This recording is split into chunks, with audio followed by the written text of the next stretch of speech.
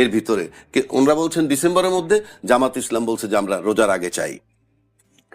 এখন আসেন এই সরকারটাকে সে যে নির্বাচন দিবে, তারিখটা কেন চাচ্ছে সেটা একটু পরে আসি।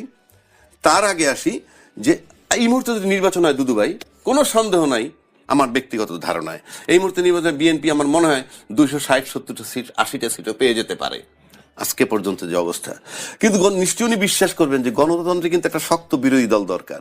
তো এই মুহূর্তে যদি নির্বাচন হয়ে যায় আর 280টা সিট যদি দুদু ভাই আপনারা পেয়ে যান, তাহলে আপনারা কি আমাদের রাখবেন দেশে, নাকি একটু বেপরোয়া হয়ে যাবে? এই প্রথম ক্ষমতা বিএনপি যাচ্ছে না, সেটা বলছি না, শক্ত বিরোধী দল তো থাকবে না, তাইলে আপনার কেমন চেহারা দেখবো? আমি এটা এমনিই করলাম, মানে একটা শক্ত বিরোধী দল দরকার। সেই শক্ত বিরোধী দলটার প্রতি কিন্তু তাদের কোনো গুরুত্ব নাই, ইনফ্যাক্ট সেই লক্ষ্যেও কাজ করা দরকার, কারণ চেক অ্যান্ড ব্যালেন্সের। এইবার আসেন এই সরকারকে